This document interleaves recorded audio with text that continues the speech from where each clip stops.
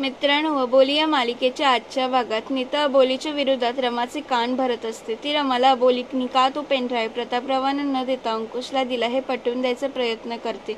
नीता रमाला बोलते, आई बघितलंस अबोली किती स्वार्थी आहे ते. तिला माहिती होतं प्रतापराव अडकले गेले तरच ते सुटेल, नाहीतर ती गुन्हेगार ठरेल. तर रमा नीताला बोलते, हे बघ तू उगाच काहीतरी चुकीचा अर्थ काढू नकोस. अगं उलट तिने अंकुशचा स्वाभिमान जपलाय, मान राखलाय ती नीताचा. तर नीता बोलते, बरोबर आहे, पण अंकुशचा जीव धोक्यात घातला. आता अंकुशवर कधीही हल्ला होऊ शकतो. व सांगते म्हणजे अबोलीने स्वतःच्या बापाला व अंकुशला समोरासमोर आणून स्वतःची मान वाचवून घेतली. व रमाला विचारते, येते का काही लक्षात. तर आजीमध्येच बोलते व सांगते, हो आलंय आमच्या लक्षात. व नीताला ओरडते व बोलते, त्या पोरीबद्दल वाईट साईड बोलते, नको ते विचार करतेस. आज त्या पोरीमुळेच तू या घरात आहेस, समजलं का तुला. कशाला वाईट बोलते तिच्याबद्दल. व आजी नीताला खडसावते की आता ना तू पोटोशी आहेस, तर कोणाच बद्दल वाईट विचार करू नकोस, नाहीतर त्या पोटातल्या बाळावर वाईट संस्कार होतील. तर नीता सांगते, अगं आजी मी कोणाबद्दल वाईट बोलतच नाही आहे, मी फक्त यामागचं राजकारण समजावून सांगते. व म्हणते, आता तर पेनड्राईव्ह अबोलीने प्रतापरावांना न देता अंकुशला दिला आणि अंकुशला तोफेच्या तोंडी दिले. तर नीताचं बोलणं ऐकून आजी रमाला सांगते, त्या अबोलीला असले काही चक्के पंजे कळत नाही, ही उगाच तुझ्या मनात काय काय भरवत राहते, जाऊ दे, लक्ष नको देऊ तिच्याकडे.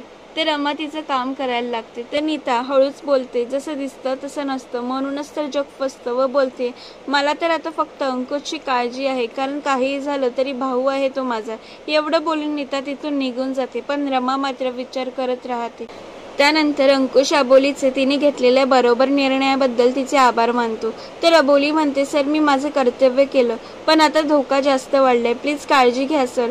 तर अंकुश सांगतो, मी घाबरत नाही अबोली. तर अबोली बोलते, सर असं नका बोलू, काल घडलेल्या प्रकारानंतर घरात सगळ्यांच्या जीवाला घोर लागलाय, तुमच्यावर खूप प्रेम करणारी लोक आहेत तिथे, त्यांच्यासाठी तरी तुमच्या जीवाची काळजी घ्या. तर अंकुश तिथून काही न बोलता निघून जातो व गणपती बाप्पाच्या मूर्तीसमोर येऊन हात जोडतो व बोलतो, देवा मी जे काही वागतोय ते योग्य आहे की अयोग्य ते मला माहीत नाही. व सांगतो, देवा आजवर अबोलीने या घरासाठी, घरातील माणसांसाठी निस्वार्थीपणाने अनेक चांगल्या गोष्टी केल्या, तरीही मी तिला डिवोर्स दिला. व बोलतो, खरं सांगू देवा माझं प्रेम नाही आहे तिच्यावर, पण ती या घरात आल्याने घराला एक तोरण लागले. आज मी घरातून बाहेर पडताना मला काळजी वाटत नाही. आता कुठेतरी मनाला माहिती असतं की अबोली बसली आहे दारात सगळ्यांची काळजी करायला, म्हणजे नाही म्हटलं तरी कुठेतरी तिचा आधार वाटतो. व म्हणतो, तिच्यासारख्या चांगल्या व्यक्तीची जागा दारात नाही व माझ्या घरात देखील नाही, म्हणूनच मी तिला मुक्त केलंय, असं तो देवाला सांगतो. व बोलतो, माझी तुला हात जोडून एकच विनंती आहे, देवा आम्ही वेगळे झाल्यानंतरही तू अबोलीला सुखात ठेव. असं बोलून अंकुश बाप्पाच्या पाया पडून निघून जातो. तर पोलीस स्टेशन मध्ये अंकुश तो पेनड्राईव्ह त्याच्या सरांकडे देतो व सांगतो, या पेनड्राईव्ह मध्ये आहिरे कन्स्ट्रक्शनच्या भ्रष्ट कारभाराचे सर्व पुरावे आहेत. भावन साधनी ही जी बिल्डिंग कोसळली त्यात अबोलीला दोषी करण्यात आलं, पण या पेनड्राईव्ह मुळे अबोली निर्दोष आहे ते सिद्ध होईल, कारण या पेनड्राईव्ह मध्ये कशी क्लिप आहे की ज्यात प्रतापरावाने उघडपणे त्यांचा गुन्हा कबूल केलाय.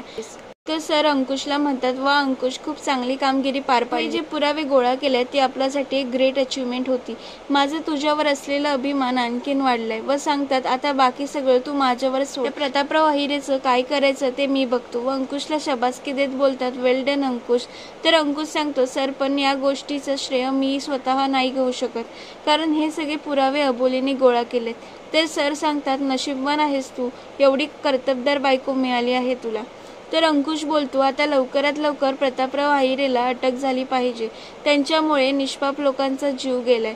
तर सर सांगतात, तू काळजी करू नको, आता प्रतापरावांना तुरुंगात जाण्यापासून कोणी अडवू शकत नाही, हे पुरावे पुरेसे आहेत त्यांना आत टाकायला. तर दुसरीकडे प्रतापरावाची खूप चिडचिड चालू असते, ते फोनवर ओरडत असतात, कारण त्यांच्या साईटवरची सगळी कामं थांबलेली असतात. तर त्यानंतर ते एक फाईल चाळत असतात, तितक्यात त्यांना एक दुसरा फोन येतो. तर प्रतापराव तो फोन उचलतात. तर फोनवरती एक माणूस सांगतो की साहेब गव्हर्नमेंटनी आपलं सगळे लायसन्स जप्त केलंय.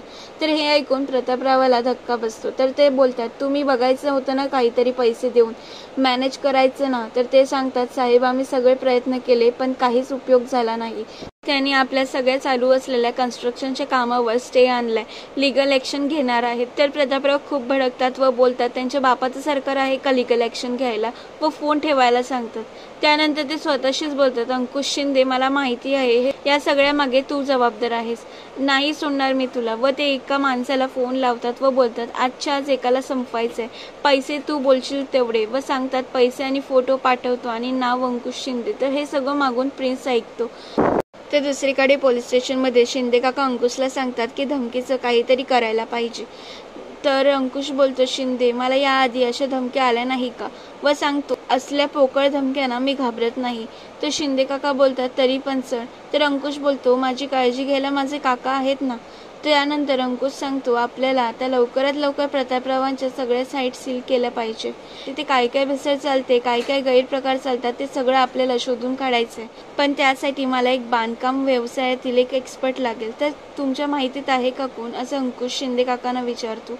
तर शिंदे काका सांगतात एक आहेत सर, आपल्या ओळखीचेच आहेत, शरदराव. तर अंकुश विचारतो शरदराव. तर शिंदे काका सांगतात त्यांना सिमेंट रेतीमधलं बऱ्यापैकी माहिती आहे. पूर्वी ते बांधकामाचे छोटे मोठे कॉन्ट्रॅक्ट घ्यायचे ना. तर अंकुश शरदला फोन करतो व सांगतो शरदराव जरा पोलीस स्टेशनमध्ये याल का. तर शरद घाबरतच विचारतो का, काही प्रॉब्लेम झालाय. तर अंकुश बोलतो नाही, काही बांधकाम क्षेत्रातील इन्फॉर्मेशन पाहिजे होती. व विचारतो देऊ शकाल का. तर शरद हो बोलतो. त्यानंतर ते फोन ठेवतात. तर दुसरीकडे ते अबोली भाजी साफ करत असते तितक्यात तिला प्रिन्सचा फोन येतो. तर अबोली बोलते प्रिन्स काय झालंय. तर प्रिन्स तिला सांगतो की जिजूंचा जीव धोक्यात आहे, काही करून जिजूंना वाचव.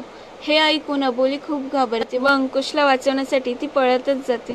तर दुसरीकडे अंकुश कोणाशी तरी फोनवर बोलत असतो. तो सांगत असतो की प्रत्येक साईटवर छापा टाका.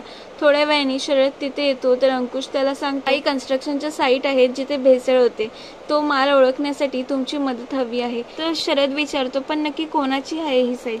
तर अंकुश सांगतो प्रतापराव आहिरे त्यांच्या साईटवर चुकीचा माल वापरला जातो अशी खबर आली आहे. ते नाव ऐकून विचारतच पडतो.